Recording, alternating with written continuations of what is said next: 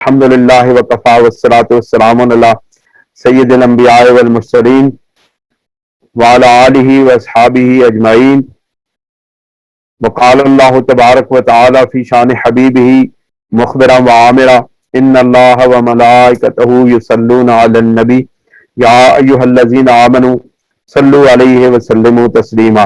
الصلاۃ والسلام علیک یا رسول اللہ وعلی آلک واصحابک یا حبیب اللہ. نہایت عزیزان قدر، گرامی قدر، جیسا کہ آپ کو معلوم ہے نئے شامل ہونے والے حضرات کے لیے میں تمہیداً کچھ بات عرض کرتا ہوں کہ یہ سلسلہ وار درس قرآن کا جو ہے وہ سلسلہ شروع کیا گیا ہے گزشتہ 7-8 دن سے، اور الحمدللہ ہم سورہ نساء کی آیات کو مسلسل بیان کر رہے ہیں، اور اس کے اندر سے جو مسائل، جو مفاہیم اخذ ہوتے ہیں ان کو ہم بیان کرنے کی کوشش کرتے ہیں. آپ حضرات سے گزارش ہے، جو نئے شامل ہونے والے حضرات ہوتے ہیں ان سے گزارش ہے کہ اگر آپ کے پاس قرآن مجید ترجمہ والا قرآن مجید ہے تو ان آیات کو اپنے سامنے کھول کے رکھا کریں تاکہ آپ کو ان آیات کو سمجھنے میں مزید آسانی ہو. اللہ کریم اپنے پیارے محبوب علیہ الصلوۃ والسلام پر نازل کردہ کتاب میں اہل ایمان کی صفات کو بیان کرتے کرتے پھر ہمیں اپنے دشمنوں سے آگاہ کیا، اور اللہ تعالیٰ نے پھر ہمیں اپنے چھپے ہوئے دشمن یعنی منافقین کی صفتوں سے اور ان کے طرز عمل سے اور ان کی طرز زندگی سے ہمیں آگاہ کرتے کرتے اب اللہ کریم ہمارے سامنے اس نفاق کی، اس منافقت کی، جو وہ منافق جو طرز زندگی اختیار کرتے ہیں، جو اللہ تعالیٰ کے ساتھ ان کا معاملہ ہوتا ہے اور جو مومنوں کے ساتھ ان کا معاملہ ہوتا ہے، کیونکہ مومنوں کو، اہل ایمان کو سب سے زیادہ نقصان جو پہنچتا ہے وہ در حقیقت منافقین کی ریشہ دوانیوں سے پہنچتا ہے. اگر منافقین اہل ایمان کو اندر سے کمزور نہ کریں، یعنی ان کے اندر شکوک و شبہات پیدا نہ کریں، ان کے اندر بزدلی اور کمزوری کے معاملات پیدا نہ کریں، تو پھر مومنوں کے اوپر کم از کم دنیا کی کوئی طاقت غالب نہیں آ سکتی ہے. ہاں وہ جتنی بھی کوشش کریں، جتنے بھی طاقتور ہوں. کیا روم کی سلطنتیں کم طاقت والی تھی؟ کیا فارس کی سلطنتیں کم طاقت والی تھی؟ کیا اس وقت ان کے پاس مال و دولت، اسباب، افواج، اسلحے اور دنیا کے تمام وسائل اور ذرائع ان کے پاس موجود نہیں تھے؟ سب کچھ تھا ان کے پاس. مسلمانوں کے پاس کچھ نہیں تھا، لیکن مسلمانوں کے پاس ایمان کی قوت تھی، ایمان کی طاقت تھی، جس کی بنیاد کے اوپر، جس کو استعمال کرتے ہوئے اہل ایمان ان تمام کفار پر بہت بڑی بڑی اس وقت کی جو سپر اسٹیٹ تھی، سپر پاور تھی، ان کے اوپر غالب آئے. دوستوں، اگر مسلمانوں کو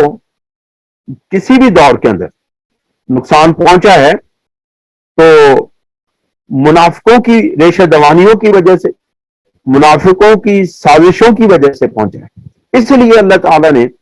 ان کے متعلق ارشاد فرمایا ان المنافقین فی الدرک الاسفل من النار، کہ بے شک منافقین جو ہیں وہ جہنم کے آخری درجے میں ہوں گے. ولن تجد لہم نصیرا، اور وہ اس مقام پر، اس جگہ پر اپنا کوئی مددگار نہیں پائیں گے. یعنی ان کا اس جگہ پر،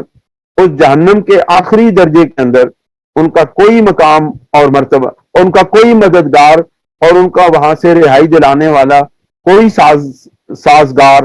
اور کوئی کارساز وہاں پہ ان کی مدد پہ کو نہیں آئے گا. وہ اس طرح یکو تنہا ہوں گے جس طرح انہوں نے مسلمانوں کو نقصان پہنچایا،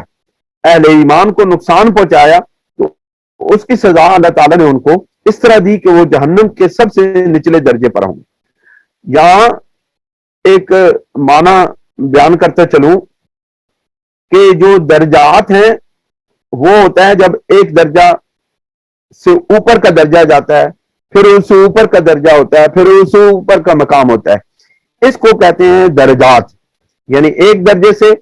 اس کے اوپر کی سیڑھی، اس سے اوپر کی سیڑھی، اس کے اوپر کی سیڑھی، اس کو کہتے ہیں درجہ یا درجات اس کی جمع۔ اور اگر نیچے کی طرف آئے،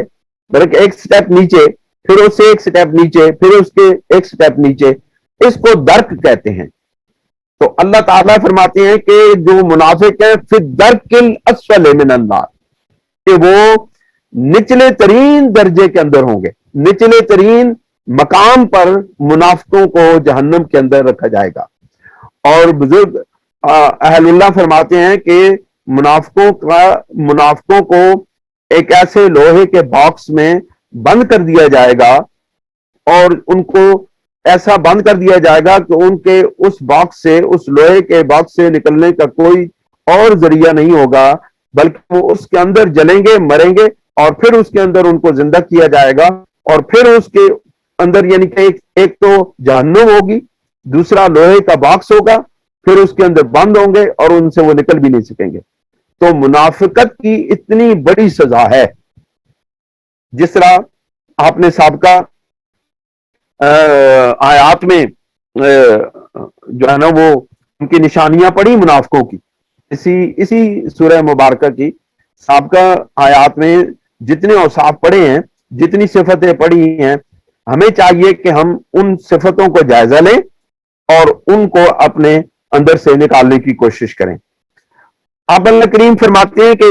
یہ اگر کوئی بندہ اس سطح پہ پہنچ گیا کہ اس کا ایمان اتنا کمزور ہو گیا کہ وہ نہ اللہ تعالیٰ کی ذات پر ایمان لایا، اور نہ اس کو اللہ تعالیٰ کے خلاف جو بات ہے، جو کفار ہیں ان کے اندر ہونے پر کوئی اطمینان نصیب ہوا، یعنی وہ ایک ایسی بین کی کیفیت میں آ گیا کہ اس کو ایمان والوں کے ساتھ رہنا بھی نفع نہ دے سکا، اور وہ کفار کے اندر رہ کر بھی بے چین رہا۔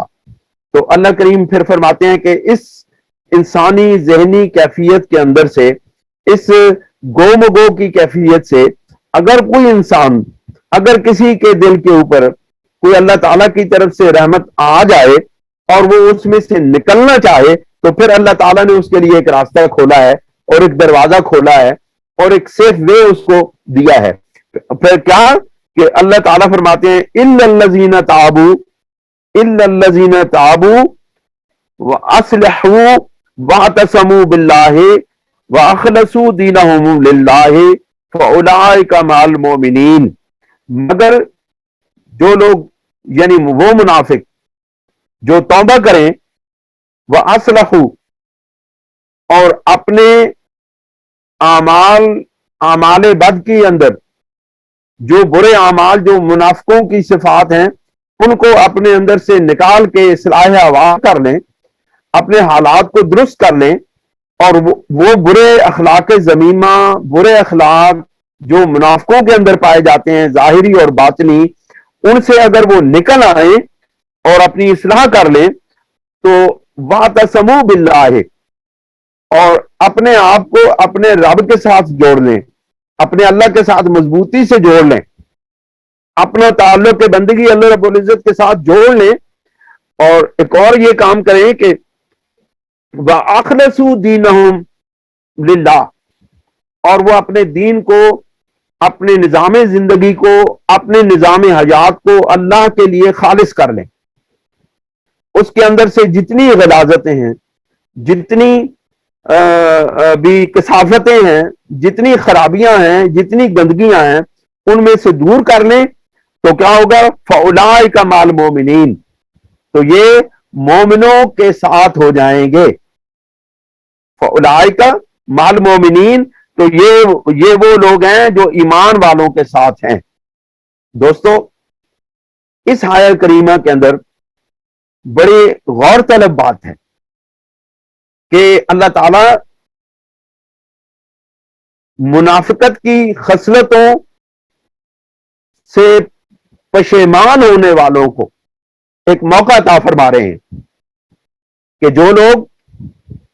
اس حقیقت کو پا لیں کہ وہ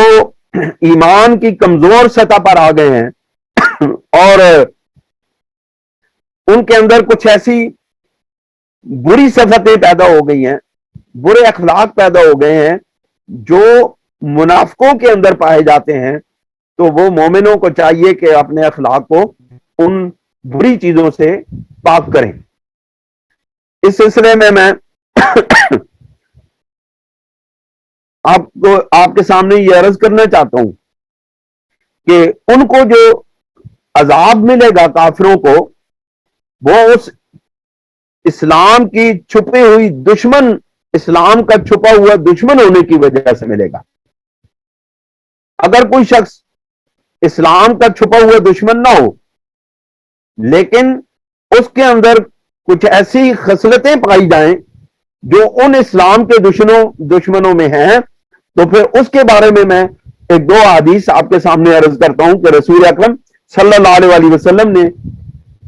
ایسے لوگوں کے بارے میں، ایسی ذہنیت کے بارے میں کیا ارشاد فرمایا۔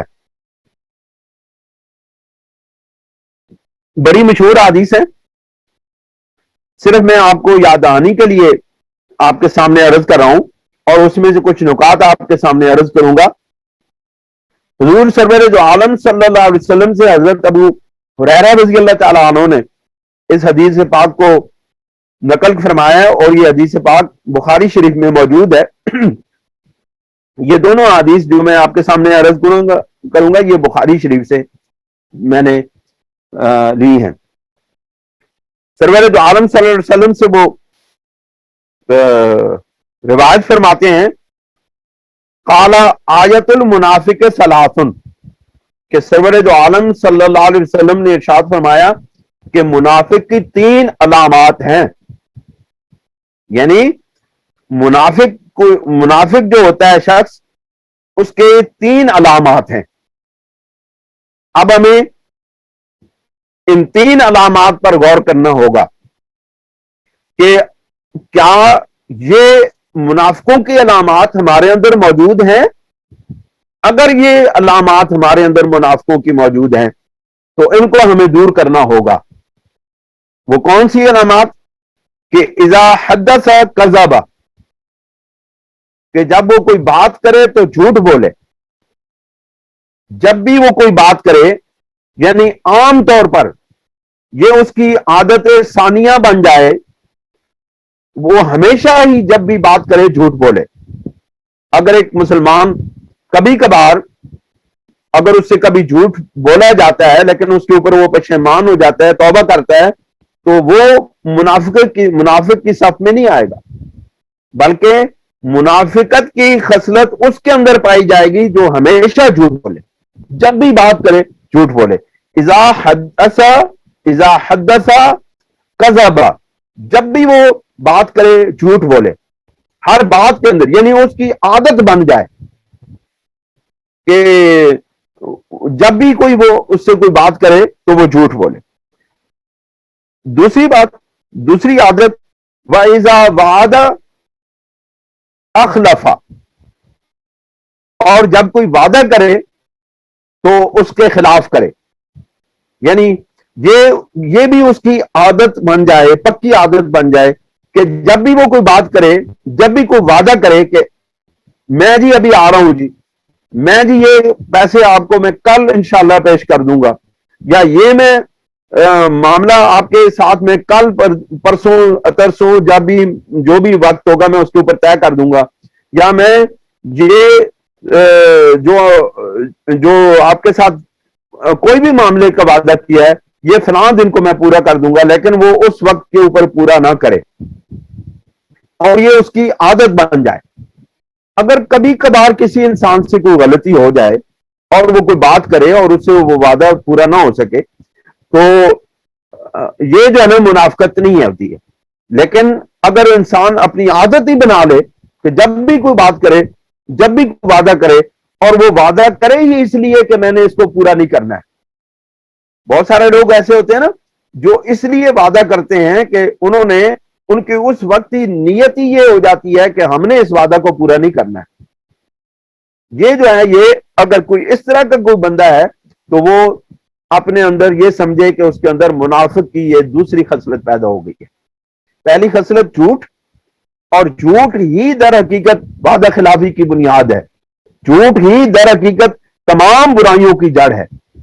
وعدہ خلافی بھی تو ایک جھوٹ ہے، وعدہ خلافی بھی ایک جھوٹ ہے۔ ہمارے ہاں یہ روٹین کی وعدہ خلافی ہے کہ ہم وقت کا وعدہ کرتے ہیں، اور سب سے زیادہ ہمارا وعدہ خلافی جو ہے وقت کے اوپر نہ پہنچنے کی ہوتی ہے۔ آپ دیکھیں ہمارے بہت بڑے بڑے لیڈر، ہمارے بہت بڑے بڑے مذہبی رہنما وعدہ کرتے ہیں کہ ہم نماز عشاء کے بعد آپ کے پاس آپ کی محفل میں آئیں گے، لیکن وہ 2-2 3-3 4-4 گھنٹے لیٹ ہو جاتے ہیں، صرف اس انتظار میں کہ محفل گرم ہو، لوگ وہاں پر آئیں اور ایک بہت ہجوم اکٹھا ہو، تو جب پیر صاحب یا مولوی صاحب یا عالم دین صاحب اس محفل میں جائیں تو ان کے نعرے لگیں اور ان کی واہ واہ ہو اور ان کا استقبال ہو اور ان کے اوپر پھول کی پتیاں نچھاور کی جائیں۔ یہ جو خصلت ہے، یہ اگر پکی ہو جائے تو یہ منافقت کی خصلت ہے۔ ہمیں اس چیز کو اپنے اندر سے نکالنا ہوگا، اور یہی تصوف ہے اور یہی روحانیت ہے۔ تصوف کیا ہے؟ روحانیت کیا ہے؟ خانقاہی نظام کیا ہے؟ خانقاہی نظام ہے ہی یہی کہ صوفی اپنے آپ کو اس طرح پٹخ پٹخ کر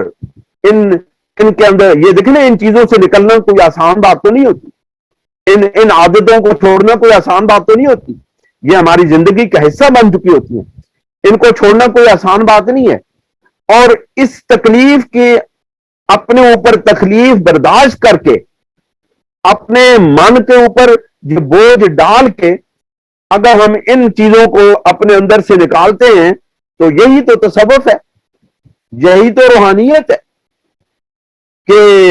وہ میاں محمد بادشاہ رحمۃ اللہ علیہ کا ایک شعر ہے، وہ مجھے صحیح یاد نہیں، اس کا مفہوم ہے کہ پیر وہ ہے کہ جو دھوبی وانگن اس کپڑے نو اس طرح چھٹے کہ جس طرح دھوبی پتھر تے اس کپڑے نو مار مار کے اس نو اتنا زور نال اس پتھر تے مار دے کہ اس دی میل دور ہو جاندی ہے۔ تو شیخ کامل بھی وہ ہے، صوفی بھی وہ ہے جو اپنے مرید کو، یا صوفی اپنے آپ کو ان حالات میں، ان مصائب میں، ان مشکلات میں، ان مجاہدات میں، ان ریاضتوں میں، ان عبادتوں میں اتنا لگا دے کہ اس کا نفس اتنی تکلیف محسوس کرے، اور اس تکلیف کے اندر اس کا یہ جو برائیاں ہیں یہ اس کے اندر سے دور ہوتی چلی جائے۔